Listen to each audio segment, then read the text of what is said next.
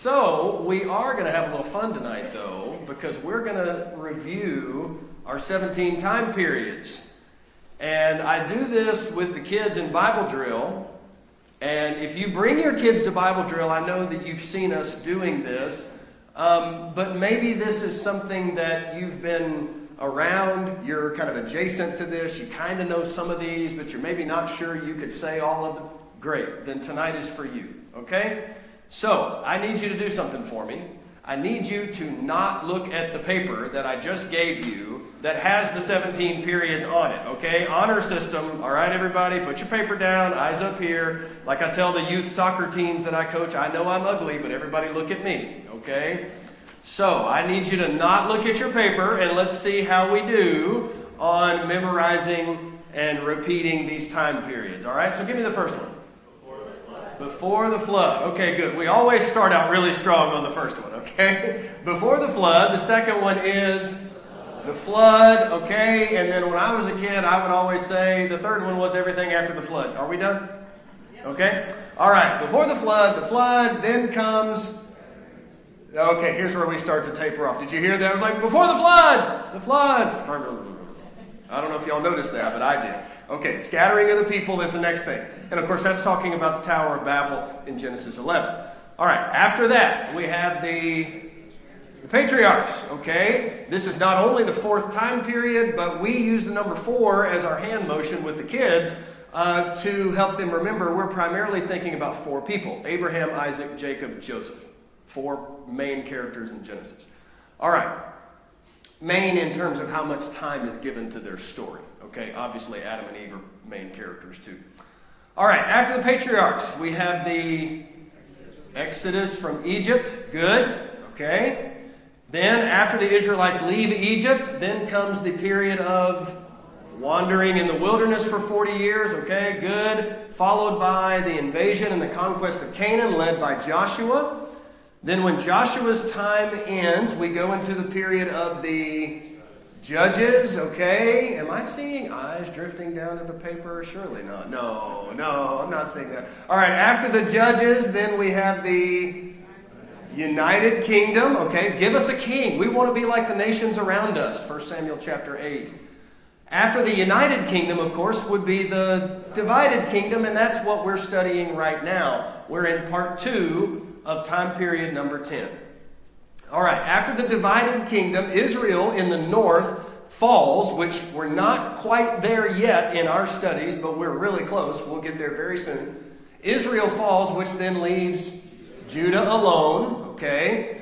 After Judah falls, then we have captivity, all right? Good. Then after the captivity, God promised that there would be a return from captivity, okay? Then after that, we have the intertestamental period, the years of silence. Silence in the sense that God is not speaking to his people anymore, okay? He stops speaking to them through prophets.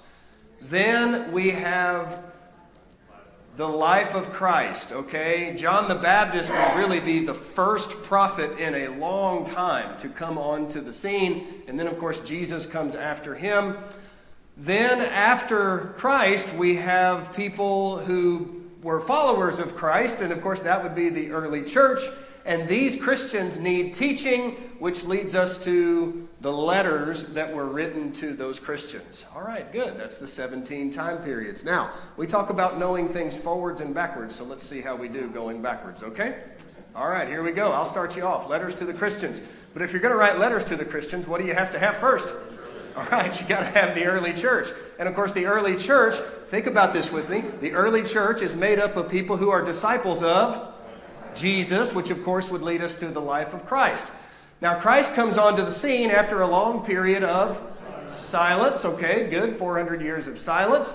Then, before the years of silence, God is speaking through his prophets, but his people didn't always listen to them, which led to the captivity. But then there was the return from captivity that came after that. Obviously, if you're going to return from the grocery store, you had to first go to the grocery store. So we know that the previous period now is captivity. Okay, see, this is not so hard to go backwards, is it?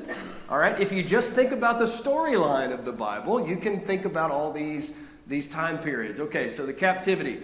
Now, who were the last ones of God's people to go into captivity? Judah, when Judah was all alone, okay? But then before Judah alone, Israel would have been there, which means the kingdom would have been divided. Okay, good. Obviously, if a sandwich is cut in half and divided, before it was divided, it was united. Okay, good. See, we're doing really good at this. You're not looking at your paper, are you? All right, the United Kingdom. Now, we think about United Kingdom, we think about the kings, but before Israel had kings, they had judges. Okay, good. Before the judges, we think about which prominent character that led the people into the land? Joshua, and that would have been the period of invasion and conquest. But before they could go and take the land, they first had to get to it, which takes us to the wandering in the wilderness. Of course, before that, they were in bondage in Egypt, and so in Exodus. Okay, good. Now let's finish it up real quick. Before the Exodus from Egypt, we have the patriarchs. It was Joseph who brought the Israelite people to Egypt, right? Brought his family, I should say more correctly, which became the Israelite people. All right, then scattering of the people, the flood, and then before the flood. All right, excellent. So we're going to do it forwards and backwards 6 more times. No, I'm just kidding. All right, now here's where you need your sheet. Now you need the side of the sheet that has in the center column number 9. Number 9. And you will see in just a moment what we are doing. But before we start filling out the blanks on the sheet, I want to give you a sample of what the sheet is, okay? A sample of what we're doing. So there's really 3 layers or 3 cycles that we have talked about as we think about this material that we're studying. The 17 time periods are really the first layer. If we peel that layer back and we go a little bit deeper, we get into the second cycle, and that is when we figure out all the specific contents from each of the 17 periods.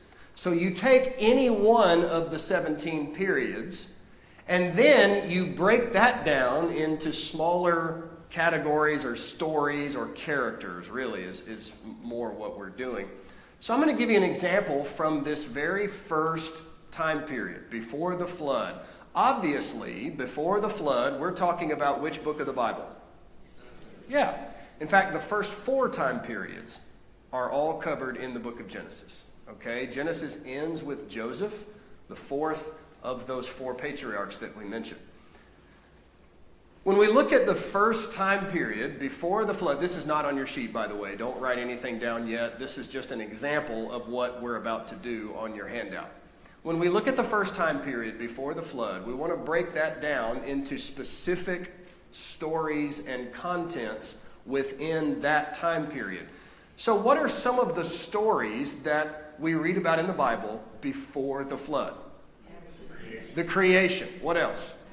Adam and Eve, okay? The fall in Genesis 3.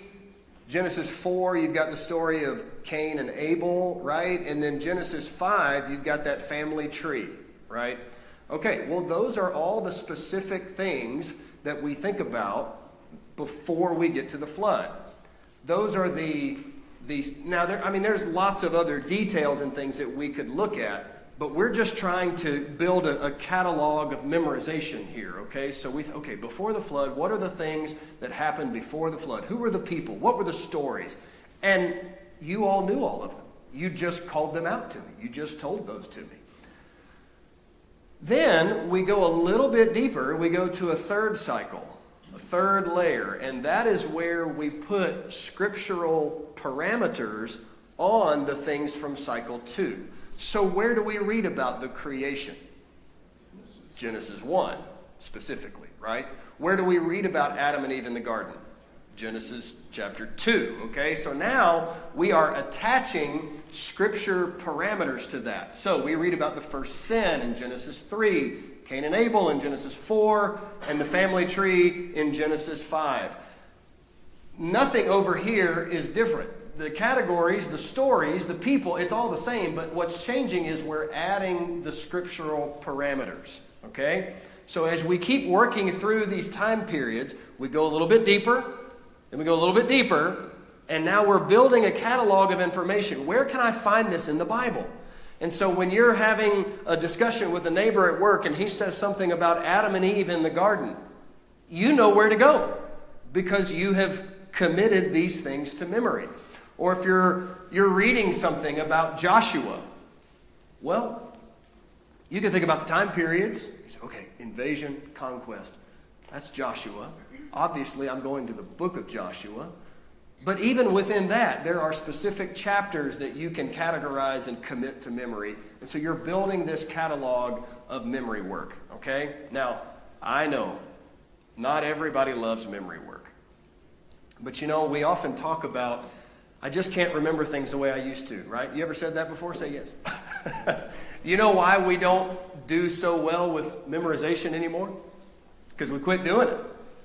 Right? We got out of school. We weren't forced to do that anymore. We stopped using our minds in that way. And so we've kind of lost that ability to do that. But it's good for us to pick that back up. So let's look on your handout now. Now's when you need that. The page that has number 9, United Kingdom there in the center column.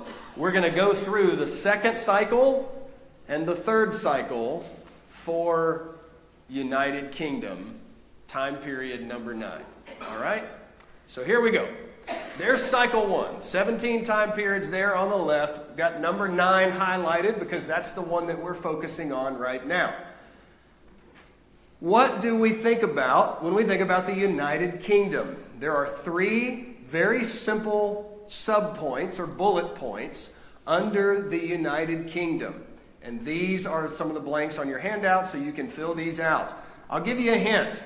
It's 3 people's names.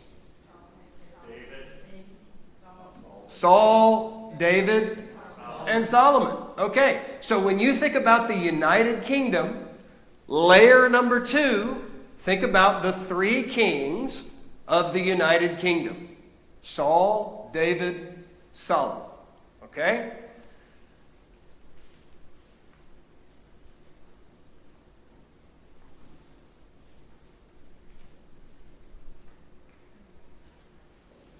Trying to give everybody time to write down. All right. Now, this is layer number 2, cycle number 2, okay? Now let's go to number 3, and let's put the scriptural parameters on the lives of Saul, David, and Solomon. If you're trying to find information about David, where do you go? If you're trying to find some detail about Saul's life, where do you go?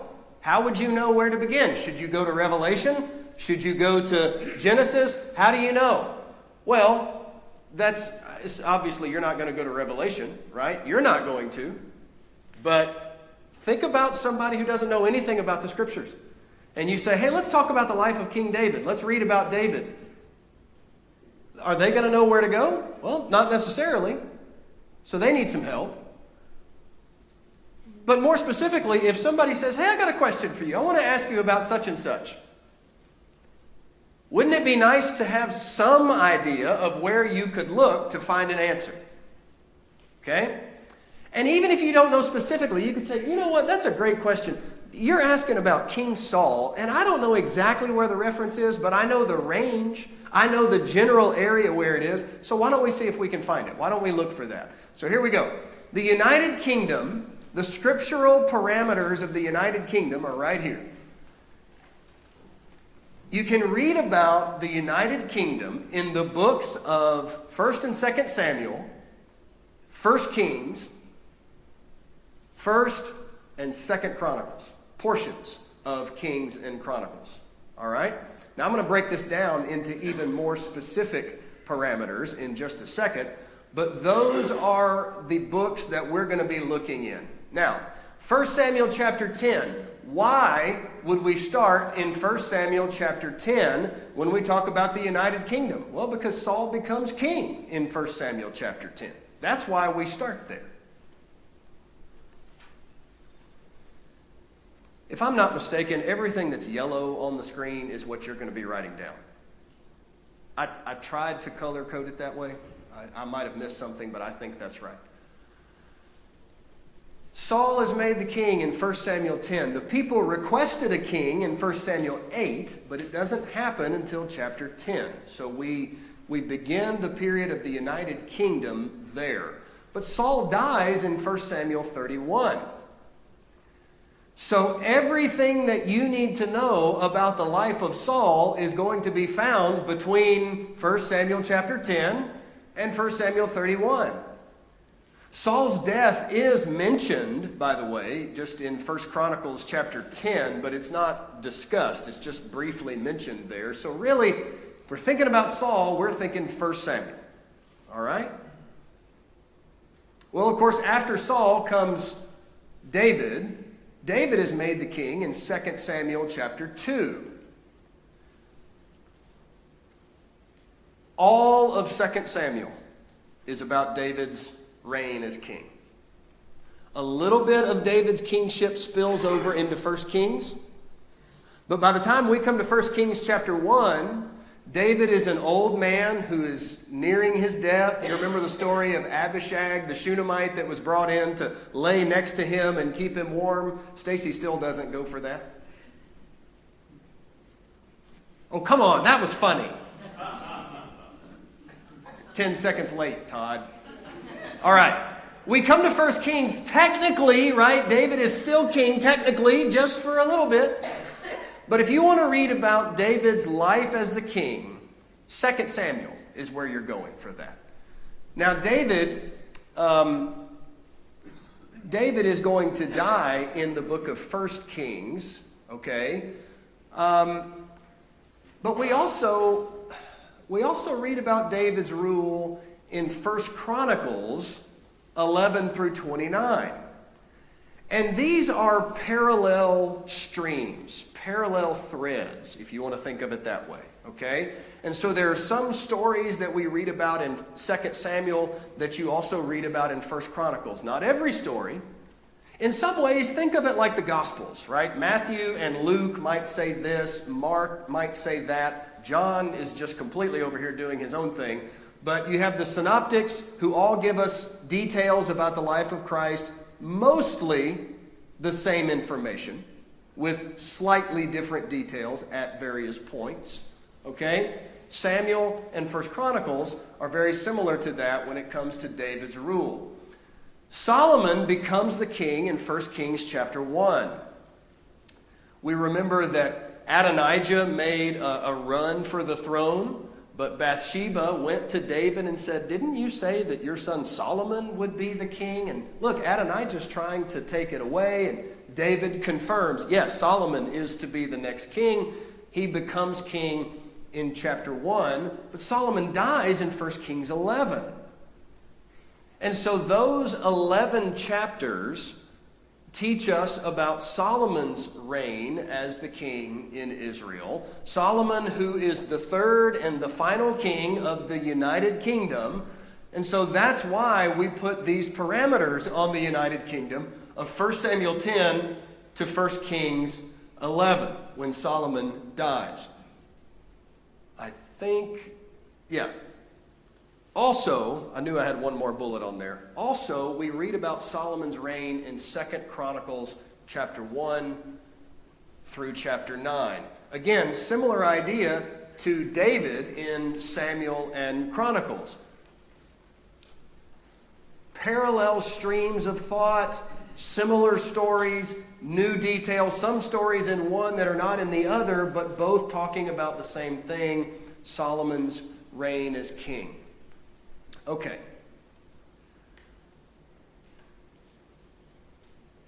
Ben, this is a lot of information. I can't remember all this stuff after looking at a slide for 5 minutes. You're right, which is why I gave you a handout. Now that you've written it down, you can go through this. You can work on categorizing and cataloging this information. And listen, it may take you years to memorize this stuff. And that's okay. It took me years to memorize it. That's okay. Just don't forget about it.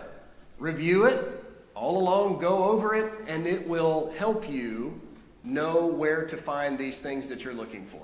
Okay, that is cycle 1, cycle 2, and then cycle 3, the scriptural parameters of the time periods. All right, what questions do you have? Do I need to go over anything again? Matt? This all ties into your Waldron books that we have been giving everybody Yes. in the congregation, these timelines of how those books are organized. So if you ever want to look them up, you lose your handout, they are very much repeated in those. Yes, absolutely. All of this is based on these books that we're giving you at the beginning of each quarter. The Lamp to My Feet series books, all of this information is built upon the way that those books are structured. But there's nothing strange or odd about this. It's just a catalog of how to organize this information in your mind, okay? To know where things are in the scriptures. For instance, if somebody said, hey, where can I read about the mark of the beast? What would you tell them? What? How do you know that? Because you cataloged the information. At some time in the past, you said, oh, yeah, mark of the beast, that's a Revelation thing. Where specifically do you read about that in the book of Revelation? Oh, okay, that's a little bit different, right? That's more challenging. Okay, well, then you got here with that. Although that's not actually one of the things in it, but it could be, right? I know generally where this is. I don't know specifically where this is. Okay, that's great. That's great progress, okay? If I was to ask you about, the Tower of Babel, to go back to something I talked about earlier, where is that? We say, I know it's a story in Genesis, but where is that? Where is that? Okay, well, that's why we do this. Now, Genesis 11, right, I remember that now, okay? You're just organizing all of this information. Wayne? I have a question. You have time period 9 and 10 pretty much lined up here. Do you have this same type of sheet and information for all 17 time periods? Not yet. Yes. Not in this format. Not in this form. I'd be happy to email you out the 3 cycles. If anybody wants to, shoot me a text or email. Happy to. Yeah, we do have the information broken down, but not in this specific format. That's a good outline. Thank you. Mary Gail, you had your hand up a moment ago? I thought you did. No, that's. Oh, okay. The hand things to go for the 11. Mm-hmm. All right. Okay, flip your page over. Let's go to number 10 now, the divided kingdom. Now, the United Kingdom, the previous slide, okay, was very simple in cycle 2, more complicated in cycle 3, the scriptural parameter part. It was easy in 2, complicated in 3. This one is the opposite.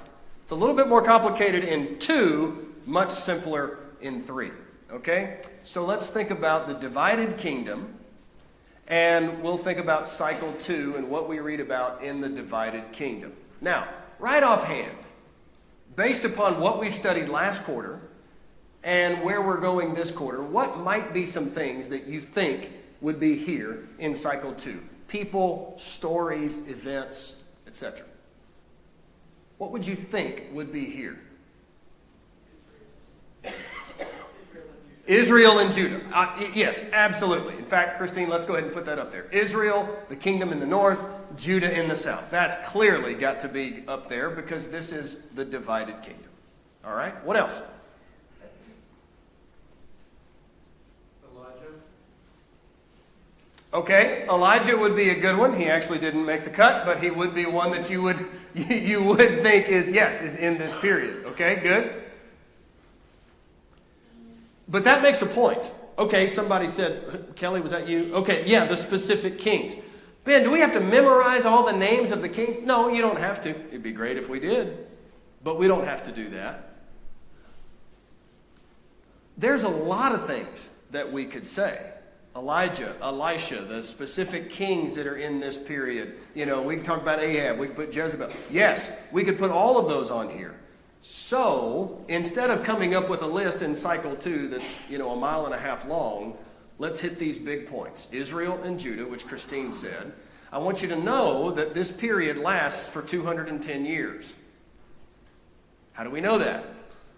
Well, what year did the kingdom divide after Solomon? Kingdom divides in 931. 931 is when the kingdom divides. Rehoboam, king over Judah. Jeroboam, king in Israel in the north. 931. Israel in the north falls to Assyria in 721. Sometimes you'll see 722. I don't quibble about that. That's 210 years. So the divided kingdom lasted for 210 years.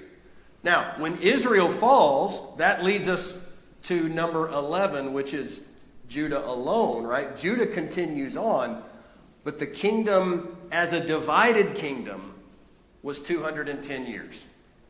Okay? Now, here's something else you might think about could fit in this period. Some of the written prophets. Somebody mentioned Elijah earlier. Why isn't he on this list? Well, Elijah isn't a writing prophet. Elisha is not a writing prophet. We're just thinking about the writing prophets here on this list. Obadiah, Joel, Amos, Hosea, Isaiah, Micah. We've covered 4 of those thus far in our study of the divided kingdom. Last quarter, you covered Obadiah and Joel. And this quarter, we've covered Amos and Hosea. Lord willing, on Sunday, we'll start into Isaiah. And Micah and Isaiah were contemporaries who prophesied at the same time. So these 6 prophets prophesied during the period of the divided kingdom. Okay?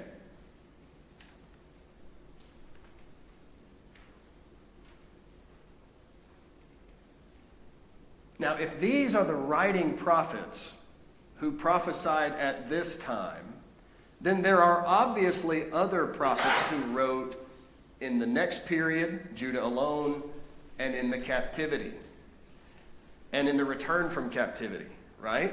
We'll get there soon enough. But you could think of these 6 as early prophets. Early in the story of Israel's history. These are earlier written prophets. Obadiah, perhaps the earliest of all the written prophets. 845 BC or so. Okay? Now, obviously, if you're not one of the early prophets, then you would be considered one of the later prophets, right? And those are going to come along next quarter. All right. Now, what are the scriptural parameters to the period of the divided kingdom? Before I put it up on the screen, take a stab at it.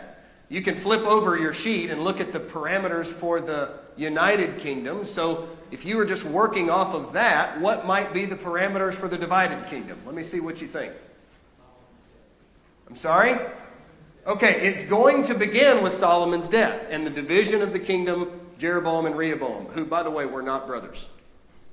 Right? Because their names are so similar, a lot of people get them mixed up. Oh, they were twins who had a big family spat. No. Okay, so we would think that it would start with Solomon's death, and it does. So this period is going to begin in 1 Kings chapter 12. Solomon dies in chapter 11. The kingdom divides in 1 Kings 12. And if we stay in the thread of the books of the Kings, then this time period ends in 2 Kings 17. Why? Because Israel falls in 2 Kings 17. Okay? So, right now in our Bible class, we are in 2 Kings 15, which means we are really close to Israel in the north falling to Assyria. So when we get to 2 Kings 17 in our class, I don't know, 2 weeks from now or so, we've got to go through Isaiah first. So a couple weeks or so. Or if you want to do it right now, flip over to 2 Kings 17 and circle chapter 17 about 17 times, right? Just big highlight chapter 17. And what that's going to say to you is, this is a really important chapter. This is when Israel falls. Now, if we want to look over at the account in 2 Chronicles, we're going to start in 2 Chronicles 10. Because Solomon's life takes us through 2 Chronicles 9. That's what we wrote down on the other side of your sheet. The kingdom as a divided kingdom will pick up in 2 Chronicles chapter 10, and it will carry us through 2 Chronicles 29. Well, what happens after that? 2 Chronicles has more than 29 chapters. It does. Just like 2 Kings has more than 17 chapters. But that takes us into the period of Judah alone. Okay? So if I asked you a detail, a question about the life of Ahab, where would we go? Let's think about this. We know Ahab belongs to the divided kingdom, right? Because he can't belong to the united kingdom. He's not Saul, David, or Solomon. So clearly it's divided kingdom. Can we narrow it down even more than that? And if so, how?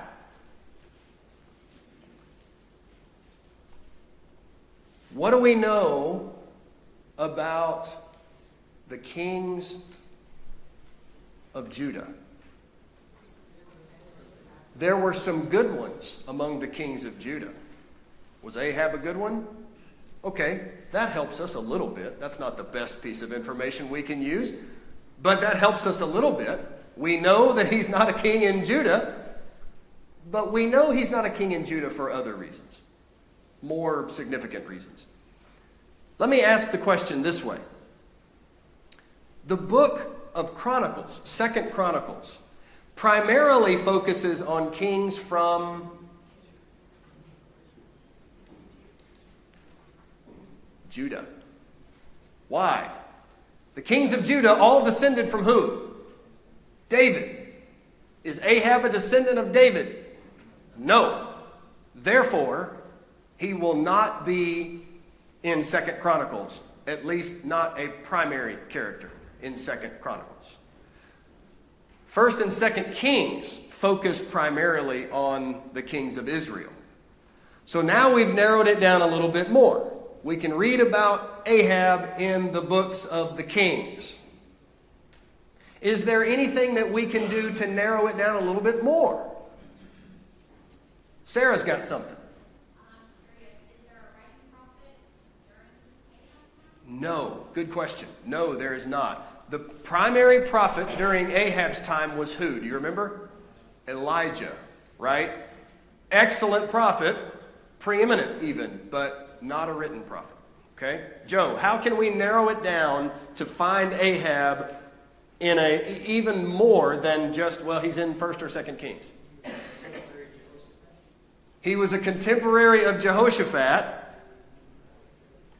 That's true. How does that help us narrow it down? Because now we have to know where Jehoshaphat is.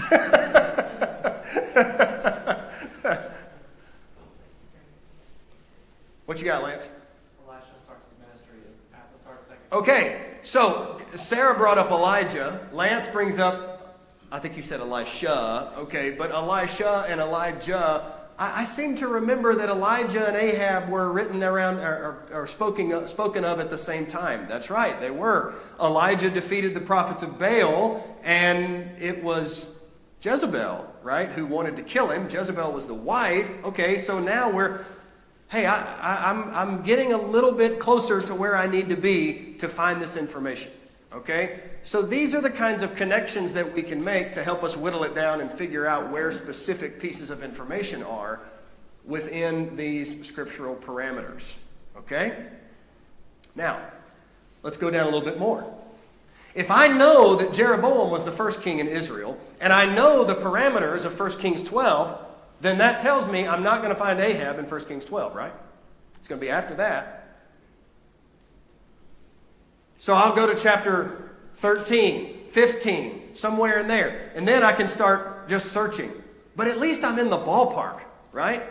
I'm not going over to Judges trying to find something that's not there. Have you ever had a passage of Scripture that you could memorize, but you could not for the life of you remember where it was?